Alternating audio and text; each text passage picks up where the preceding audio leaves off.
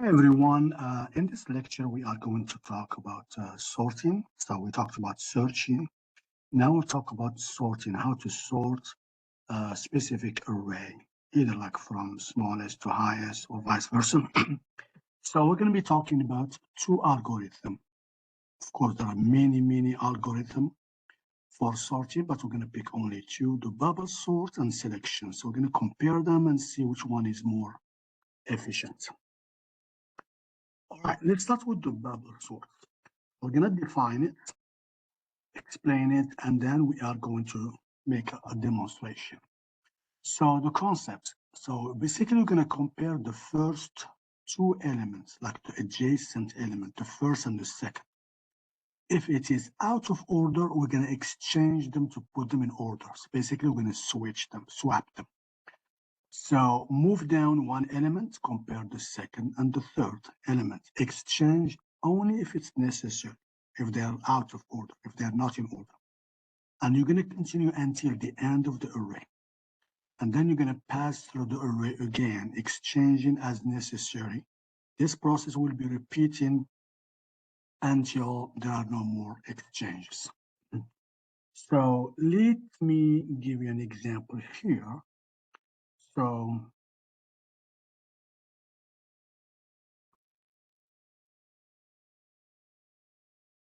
let me use a whiteboard here, and I'll show you an example of the bubble sort.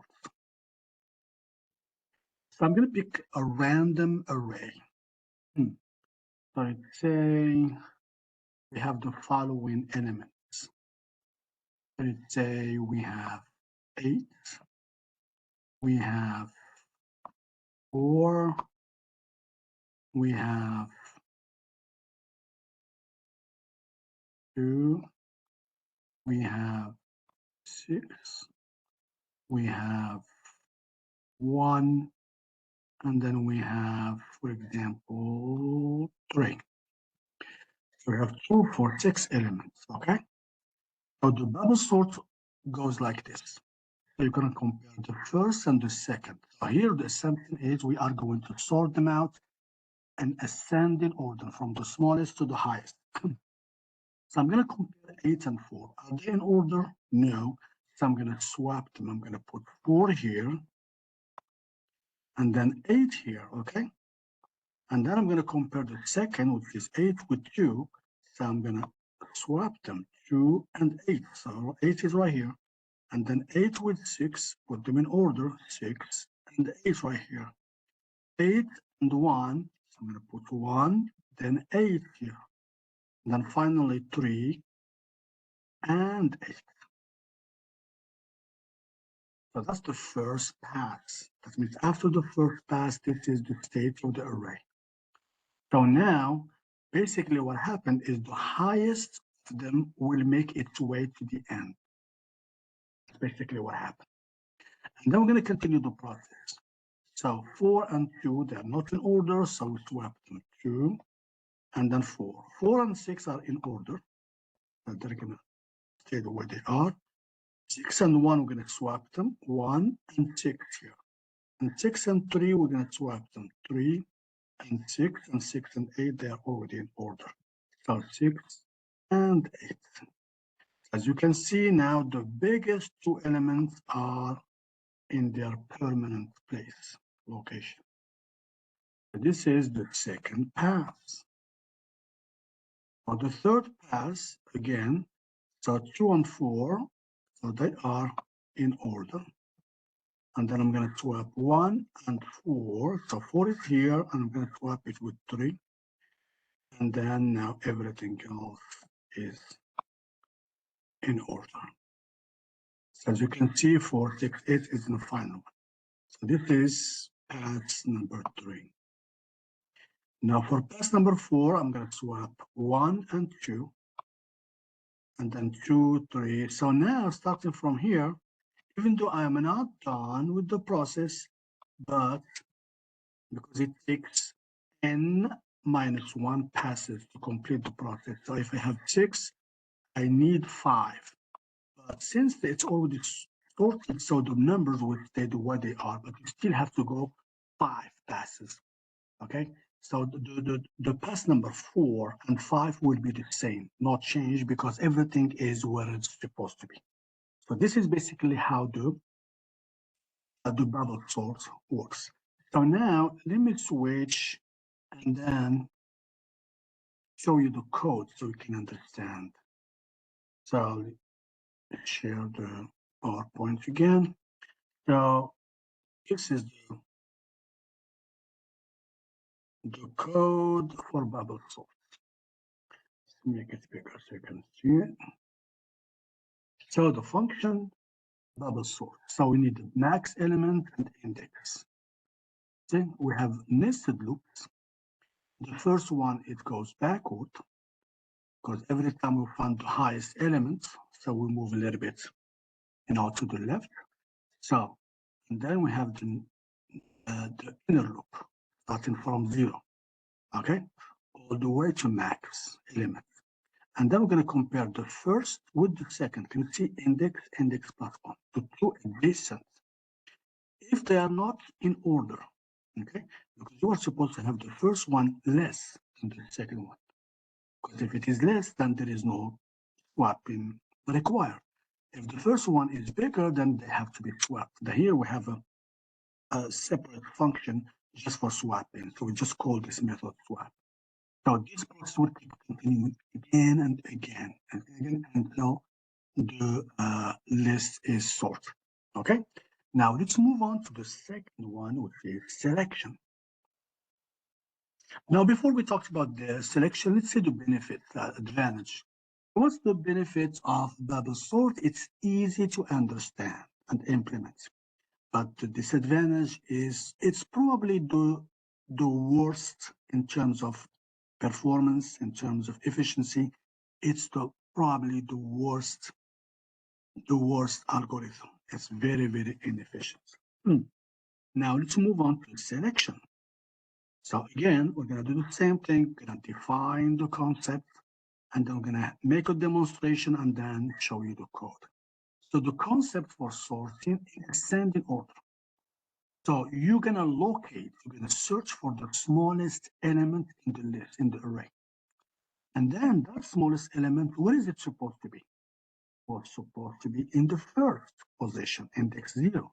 So we're going to do swapping. We're going to swap whatever the smallest element, it doesn't matter what it is, we're going to swap it with the element that is occupying index 0. We're going to swap them because that's what it's supposed to be.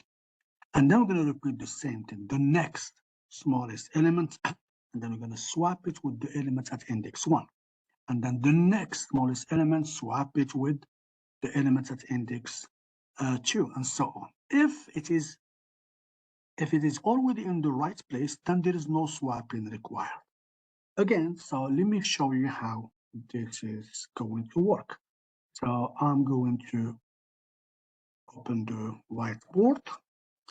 And just like what I did with the first one, bubble sort, I'm going to come up with a random list. So let's say here we have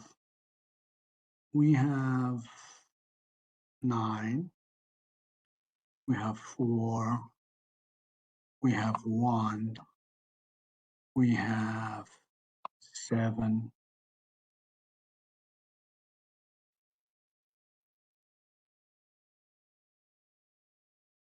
so let's say we have 7, and then we have 2 here, and then here we have, let's say, 5. Okay, so this is the list. It has 6 elements. Now, the selection works like this. I'm going to find the smallest number. So what is the smallest number? Of course, it's number 1. Where is it supposed to be? It's supposed to be where 9 is. So I'm going to do swap in here. Swap these 2 elements will be swapped. So basically 1 will be here and 9 will be here. That's my first pass. Everything stay where they are, not change. 4, 7, 2, and 5. Remember, this is selection. Now the second pass, we're going to do the same thing. After 1, because now 1 is in the final location. We're not going to move 1 from its place after this pass. Now the second one is 2. What is it supposed to be where 4 is? So I'm going to swap 2 and 4. So 2 will be here, 4 will be here. Everything else will stay where they are, 9, 7, 5. So this is my second pass. This is the state of the array after 2 passes. Now the next one is 4. I swap it with 9. So 4 will be here, and 9 will be here. 7 stay where it is, and the same thing for 5. So in the third pass, after the third pass, the first 3 smallest number will be in their final location. 1, 2, and 4. They will never move again after 3 passes. Now the next one, we have 5 and 7. So 5 will be here.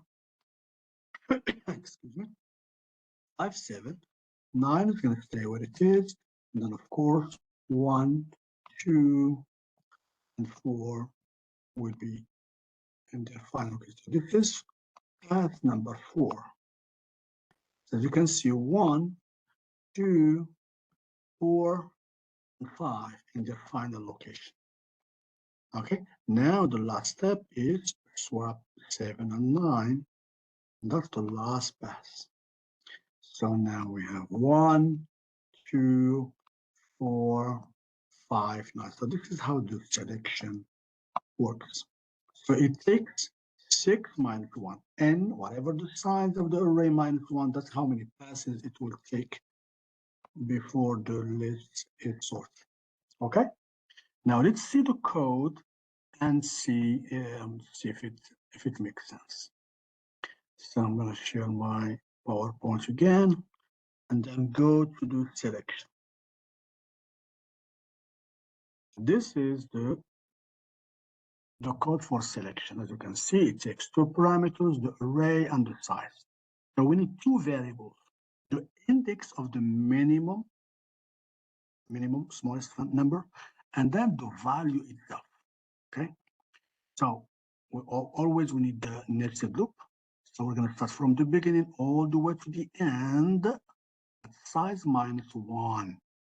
Okay, so because we need to stop 1 before the last one. So now, as I said here, minimum index. So we're going to assume that the first one, 0, will be the minimum index. And then the minimum value is the number in there. And then the inner loop. So starting from the number ahead all the way to the end. If the first number is small, if that means if I find a number smaller, then I'm going to assign the number to minimum value and the index of that number, the smallest number, to minimum index. And then I will do, this is the method, the function for swapping 2 elements. Okay, and this process will be repeating, just like what we did in the example. Then look for the next smallest number. Okay, and then if it is smaller, once you find the next smallest number, then you're going to swap it with the position, with the elements at index 1.